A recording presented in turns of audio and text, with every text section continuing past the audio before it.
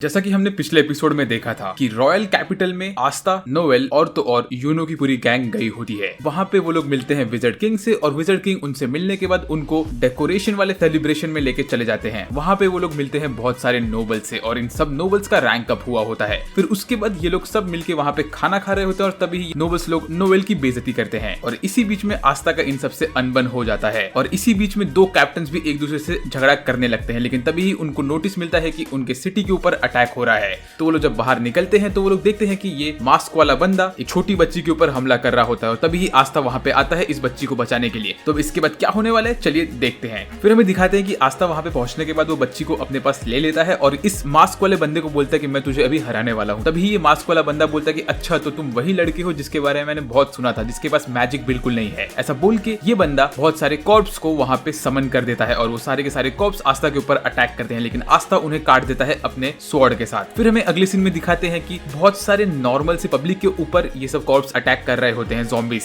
लेकिन तभी ही silver eagle के लोग वहां पे आते हैं और वो इन लोग को रेस्क्यू करते हैं। फिर हमें दिखाते हैं अगले साइड पे ऐसा ही अटैक वापस से हो रहा होता है, लेकिन वहां पे गोल्डन डॉन के लोग इनको बचाते हैं। फिर तीसरे साइड पे भी सेम अटैक हो रहा होता है, लेकिन यहाँ पे सोल और उसकी बहन मिलके जो कि होते हैं ब्लू रोज गैंग से, ये लोग बाकी लोगों को बचाते हैं। और चौथे साइड पे भी सेम ऐसा होता रहता है, तो वहाँ पे यूनो और तो और मिमोसा ये लोग मिलके बाकी लोगों को बचाते हैं। फिर हमें अगले सीन में दिखाते हैं कि नोएल, स्पाइकी लायन बॉय और तो और लायन टीम का कैप्टन तीनों मिलके सारे के सारे ज़ॉम्बीज़ के बीच में खड़े रहते हैं और वो लोग बोलते हैं कि ये जो ज़ॉम्बीज़ है इन लोग के अंदर बिल्कुल भी जान नहीं है, तो ये लोग खत्म हो चुके हैं और ये लोग एक टाइप के पपेट्स हैं, तो हम इन्हें क्रश कर सकते हैं। तो हम लोग बिल्कुल भी होल्ड बैक नहीं करेंगे और हम लोग इसे क्रश करेंगे। फिर हमें दिखाते हैं कि ये दोनों के दोनों लायन टीम के बंदे फायर मैजिक यूज करके इन सब ज़ॉम्बीज़ को क्रश करते हैं। दूसरी तरफ हमें दिखाते हैं कि गोल्डन डॉन के बंदे लोग सैंड मैजिक यूज करते हैं और एक गोलम को क्रिएट करके उससे इन ज़ॉम्बीज़ को हराते हैं। मीनवाइल मिमोसा सब इंजर्ड लोगों को हील करती रहती है और यहाँ पे सोल भी अर्थ क्रिएशन मैजिक यूज करके एक और गोलम को क्रिएट करती है और उनसे इन सबको हराती है। और यहाँ पे सिल्वर ईगल के लोग तो वाटर मैजिक यूज करके इन सारे के सारे ज़ॉम्बीज़ को खत्म करते रहते हैं और ये लोग अपना सरपेंट यूज करते हैं, रेन यूज करते हैं, हर एक चीज यूज करते हैं।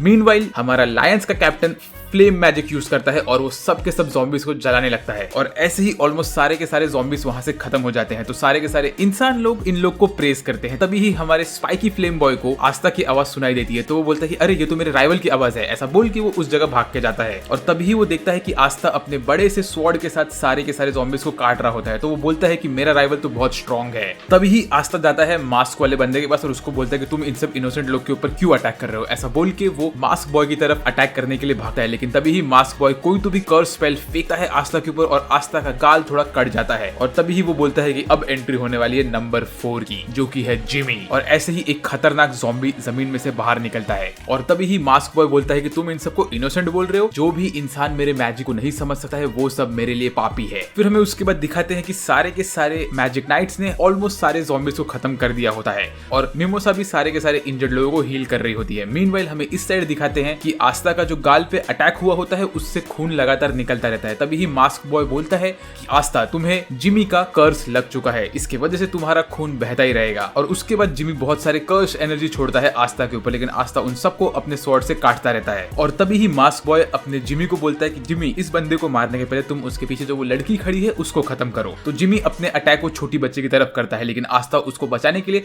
बीच में आता है और वो सारे के सारे अटैक्स को काटता रहता है और इसी बीच में बहुत सारे अटैक आस्था को लगते रहते हैं और ऐसे ही आस्था का पेट भी कट जाता है जिमी के कर्स एनर्जी से। और तभी नोएल वहां पे आती है, वो आस्था को देखती है और वो सोचती है कि वो आस्था की हेल्प करेगी, लेकिन तभी उसको फ्लैशबैक आता है उसके भाई बहनों का जिनने उसकी बेइज्जती की होती है, जिस वजह से नोएल अपना कॉन्फिडेंस खो देती है। तो वो बोलती कोई तो हमारी हेल्प करो। तभी ही क्रिम्सन का कैप्टन वहां पे आता है और तभी ही वो वहां पे आके नोएल के टकले पे एक फटका मारता है उसको और बोलता है कि तुम क्या कर रही हो, तुम एक मैजिक नाइट हो, तुम्हें तुम्हारे भाई बहन की बातों से बुरा नहीं मानना चाहिए, तुम एक बैटल फील्ड पे हो, इस वक्त तुम्हें काम रहना चाहिए और सिचुएशन को समझ के सपोर्ट करना चाहिए अपने फ्रेंड्स को। तो ये सब सुनने के बाद नोएल मोटिवेट हो जाती है और तभी ही जिमी आस्था के ऊपर और बहुत सारे अटैक करता है और आस्था इन सब अटैक को नहीं रोक पाता है, लेकिन उस वक्त नोएल वहां पे आती है और वो अपना वाटर मैजिक यूज करके इस बच्ची के आसपास एक केज बना देती है। तो फिर इस वजह से आस्था और नोएल मिलकर बच्ची को बचा लेते हैं, लेकिन इसके बाद आस्था बहुत सारे ज़ॉम्बीज़ से घिर गया होता है। तो वहां पे आता है स्पाइकी बॉय जो कि अपने फ्लेम मैजिक से सारे के सारे ज़ॉम्बीज़ को खत्म कर देता है और तभी ही आस्था अपने दूसरे स्वॉर्ड को भी समन करता है और वो एक स्पिनिंग अटैक मारता है जिमी को और इस अटैक के बाद जिमी खत्म हो जाता है।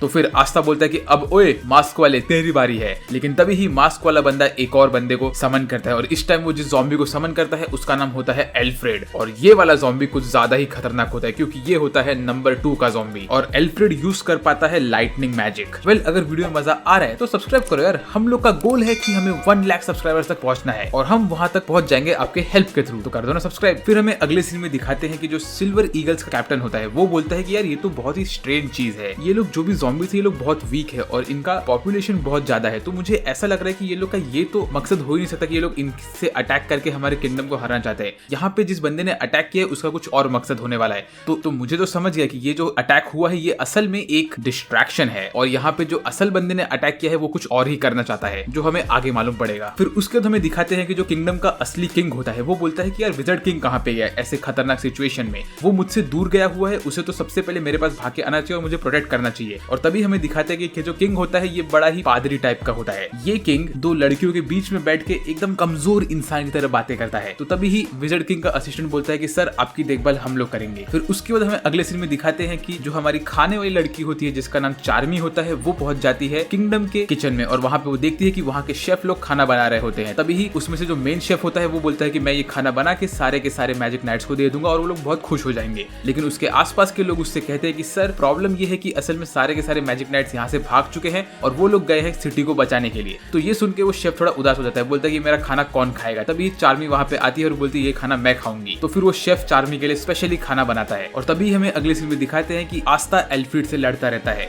और एल्फ्रेड के पास लाइटनिंग वाली एबिलिटी होती है, इसी वजह से उसके पास इंसेन स्पीड भी होता है। तभी हमें मालूम पड़ता है कि आस्था इस बंदे को मार नहीं पा रहा है क्योंकि ये बंदा बहुत ही ज्यादा स्पीड में है और ये वाला जो ज़ॉम्बी एल्फ्रेड है ये इतना फास्ट है कि आस्था के स्वॉर्ड उसके पास पहुंच नहीं पा रहा और इसी वजह से आस्था उसका मैजिक कैंसिल भी नहीं कर पा रहा है। तो फिर तभी ही नोवेल सोचती है कि उसे आस्था की हेल्प करनी चाहिए क्योंकि उसके दिमाग में आता है कि आस्था ने पहले भी उसके वाटर वाले मैजिक को अपने स्वॉर्ड में एब्जॉर्ब किया था, तो अगर नोवेल अपना मैजिक वापस से आस्था के पास पहुंचा जाए तो आस्था वापस से उसके मैजिक को एब्जॉर्ब कर सकता है और एल्फ्रेड को मार सकता है। तो नोवेल और तो और हमारा लायन का स्पाइकी बॉय जाते हैं आस्था की हेल्प करने, लेकिन तभी ही मास्क वाला बंदा एक और पपेट को समन करता है इन दोनों के सामने जिसका एबिलिटी होता है मडी वाटर वाला और ये एबिलिटी हमारे लायन बॉय के अगेंस्ट बहुत इफेक्टिव होती है। तो लायन बॉय बोलता है कि ये बंदा मेरे सामने बहुत खतरनाक है। फिर उसके बाद मास्क बॉय आस्था को बोलता है कि तूने तो मुझसे कहा था ना कि मैं मेरी सारी ताकत यूज करूं तेरे अगेंस्ट, तो मैं तेरे जैसा गधा नहीं हूं, मैं मेरा दिमाग लगा के एल्फ्रेड को तेरे सामने भेजा हूं। ऐसा बोल के वो हंसने लगता है और उसी के बाद हमें दिखाते हैं कि एल्फ्रेड आस्था के ऊपर और अटैक करता है और आस्था उन सब अटैक्स को डॉज करता रहता है।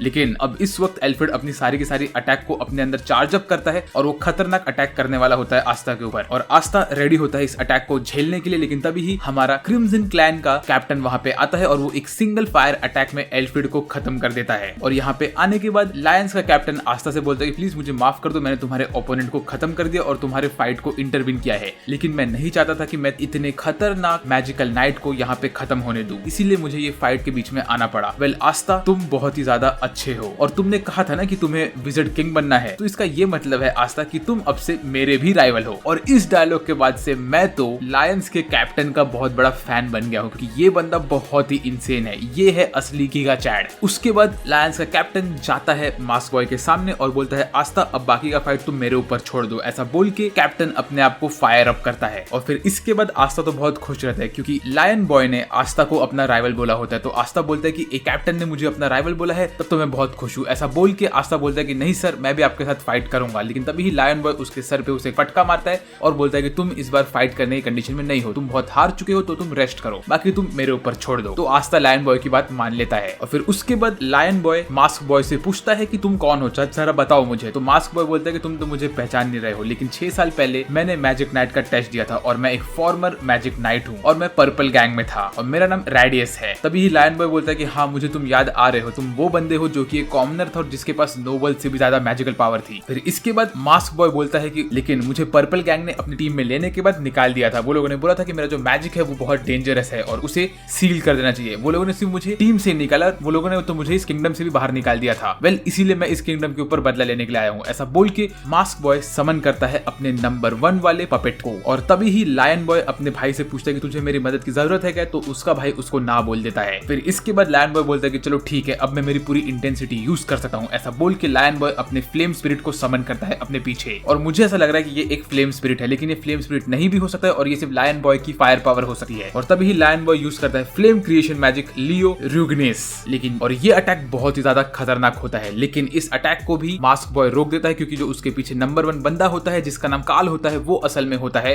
एक्सपर्ट इन डिफेंस मैजिक, और उसने एक मैजिकल बैरियर बना दिया होता है। उसके बाद मास्क बॉय अपने पपेट को कंट्रोल करता है और उसके बैरियर में से बहुत सारे एरोस फेंकता है लायन बॉय की तरफ, लेकिन लायन बॉय अपने आसपास एक फ्लेम का शील्ड बनाता है और वो शील्ड के अंदर खड़ा रहता है। तभी वो आस्था को बोलता है कि आस्था तुम मुझे सिर्फ देखते रहो। ऐसा बोल के कुछ सेकंड बाद लायन बॉय एक फ्लेम का एरो मारता है जो कि मास्क बॉय के बैरियर के थ्रू जाके उसके पपेट को मार देता है। और तभी ही लायन बॉय हमें एक्सप्लेन करता है कि उसने ये कैसे किया। वो बोलता है कि जब भी मास्क बॉय अपने पपेट को बोलता था अटैक करने के लिए, तो उसका बैरियर पतला होता था, क्योंकि जहां से भी वो मैजिकल एरोस निकलते थे वो वाला एरिया पतला होता था। तो मैंने बस वेट किया परफेक्ट अपॉर्चुनिटी का और वो पतले एरिया पे अपने एरो को मार के इसे खत्म कर दिया। उसके बाद लायन बॉय नोवेल और तो और हमारे स्पाइकी लायन बॉय को मोटिवेशन देता है। फिर उसके बाद हमें अगले सीन में दिखाते हैं कि किंग के पास विज़र्ड किंग का असिस्टेंट बैठा रहता है और वो बोलता है कि सर मुझे न्यूज आ चुकी है कि हमारे किंगडम के ऊपर का अटैक अभी खत्म हो चुका है और हमारे मैजिकल नाइट्स ने सबके सब ज़ॉम्बीज को खत्म कर दिया है। तो फिर किंग बोलता है चलो अच्छी बात है। ऐसा बोल के वो एक लड़की के गोद में अपना सर रख के सो जाता है। ये किंग तो भाई बहुत ही बेकार है, लाइक ये बंदा किंग कैसे बन गया मुझे वो भी नहीं पता है, ये लिटरली यूजलेस है। मीनवाइल हमें अगले सीन में दिखाते हैं कि सारे के सारे मैजिकल नाइट्स ने सब ज़ॉम्बीज को मार दिया होता है और सब पब्लिक उनको चेयर कर रही होती है। लेकिन यहाँ पे हमें दिखाते हैं कि एक झाड़ू पे एक नई विच उड़ रही होती है और वो बोलती है कि सब कुछ हमारे प्लान के अनुसार हो रहा है। वेल अब बारी है मुझे मेरा काम करने की। फिर उसके बाद अगले सीन में हमें दिखाते हैं कि मास्क बॉय सदमे में रहता है। वो बोलता है कि मैं सबसे पावरफुल हूँ, लेकिन फिर भी मैं कैसे हार गया। मैंने इतना पढ़ाई किया, मैंने मेरे स्किल्स को पॉलिश किया,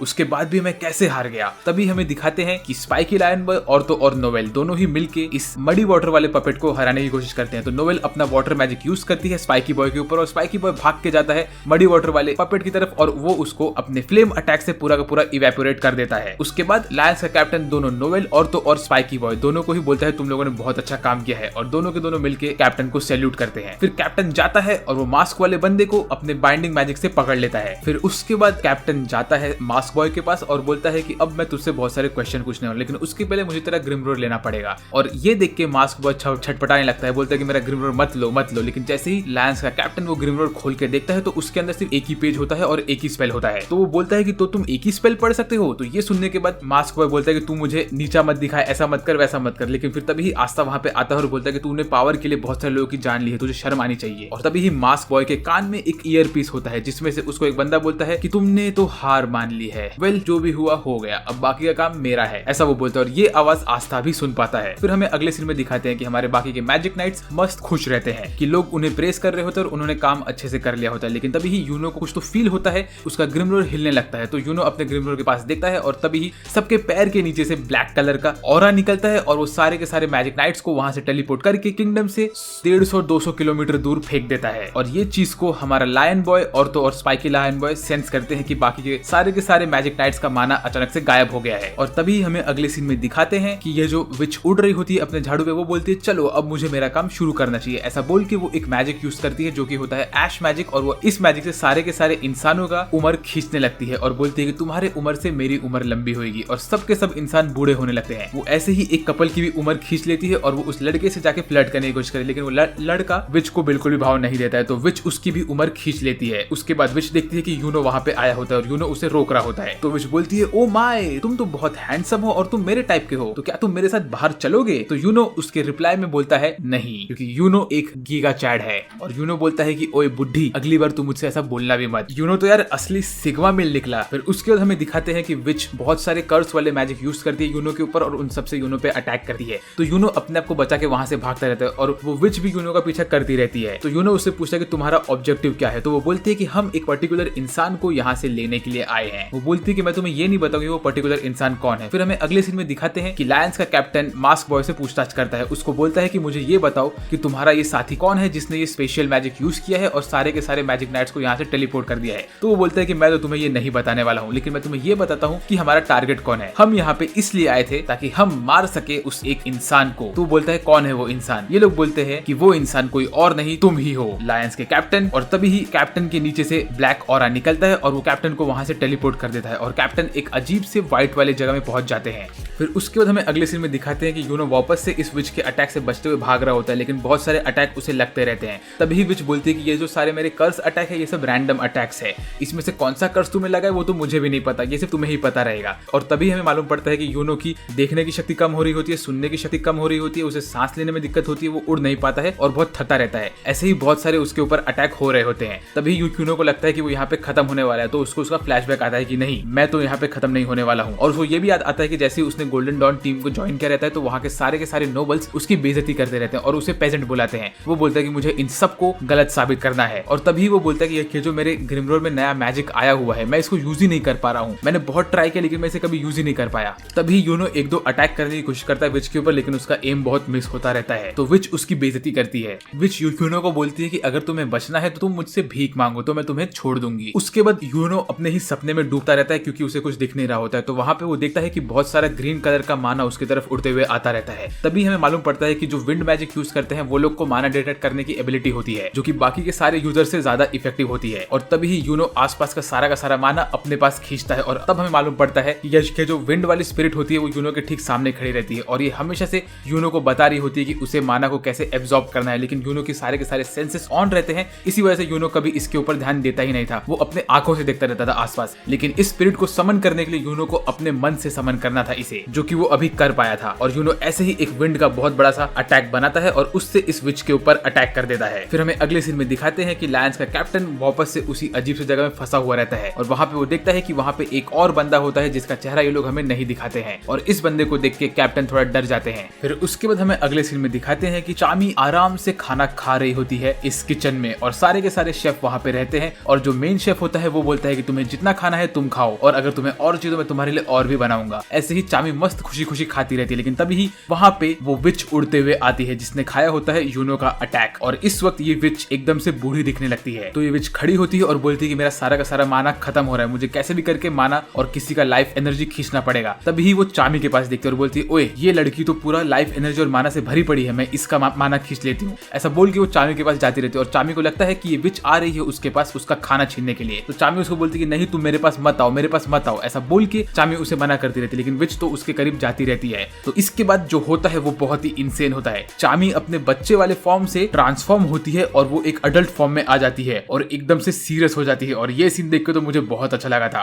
कि यहाँ पे हमें चामी अपना रियल पावर दिखाती है। वो समन करती है एक जायंट शीप को और उससे वो इस विच के ऊपर ऐसा अटैक करती है कि ये विच वहां से उड़ के बाहर गिर जाती है। मतलब ये विच का तो बहुत बुरा टाइम चल रहा है यार, बेचारी मार पे मार खाई जा रही है। तभी हमें दिखाते हैं कि यूनो भी इस तरफ आता रहता है और वो विच के माना के साथ बहुत ही खतरनाक माना भी सेंस करता है। वो बोलता है यहाँ पे कोई तो बहुत खतरनाक माना वाला है। उसके बाद चामी वापस से अपने नॉर्मल स्टेट में आती है और वो अपना खाना खाने के लिए रेडी होती है, लेकिन उसका खाना भी उड़ के बाहर गिरता रहता है। तो चामी टेंशन के मारे उसका खाना पकड़ने के लिए भागती रहती है। मीनवाइल हमें दिखाते हैं कि जो विच रहती है वो जमीन पे गिरी हुई रहती है और एकदम बूढ़े स्टेट में होती है और इसको सिटी के आसपास के मैजिक कास्टर्स बाइंडिंग मैजिक लगा के उसे रोक रहे होते हैं। और जैसा कि मैंने कहा था चार्मी का खाना बिल्डिंग से नीचे गिर रहा होता है, तो चार्मी वो खाना पकड़ने के लिए भागती रहती है। लेकिन तभी ही वहां पे यूनो आ जाता है और यूनो चार्मी का खाना बचा के उसे वापस से दे देता है। तो जैसे ही चार्मी यूनो के हाथ से वो खाना लेती है तो चार्मी यूनो को देखती है और यूनो को देख के चार्मी यूनो के प्यार में पागल हो जाती है और वो यूनो को बोलती है कि तुम तो मेरी प्रिंसेस हो। उसके बाद चार्मी यूनो से उसका नाम पूछती, यूनो उसे अपना नाम बताता है और उसके बाद चार्मी थोड़ा यूनो से फ्लर्ट करने की कोशिश करती है। लेकिन तभी यूनो बेहोश होकर चार्मी के ऊपर गिर जाता है और चार्मी एकदम ब्लश करने लगती है। मीनवाइल हमें दिखाते हैं कि यहाँ का जो किंग होता है वो वापस से बेशर्मी वाली बातें करता रहता है। उसके बाद हमें अगले सीन में दिखाते हैं कि चार्मी खुशी खुशी यूनो के बगल में लेटी हुई रहती है और वो अपना खाना खाती रहती है। उसके बाद हमें अगले सीन में दिखाते हैं कि spiky lion boy mask boy को पकड़ता है और उसको बोलता है कि तूने मेरे भाई को कहाँ रखा है, जल्दी मुझे बता। फिर ये सुन के वो मास्क बॉय हंसने लगता है, बोलता है कि मैं तो तुम्हें नहीं बता सकता तुम्हारे भाई के साथ क्या हो रहा है। तभी ही वो बोलता है कि चलो मुझे ये बता कि वो स्पेशल मैजिक यूज करने वाला बंदा कौन है। तो आस्था को अचानक से सेंस होता है कि कोई तो भी बंदा लेफ्ट साइड में जो कॉर्प्स का ढेर रहता है उसके अंदर रहता है। तो आस्था अपना मैजिक स्वॉर्ड यूज करता है और भाग के जाता है उस ढेर पे अटैक करने के लिए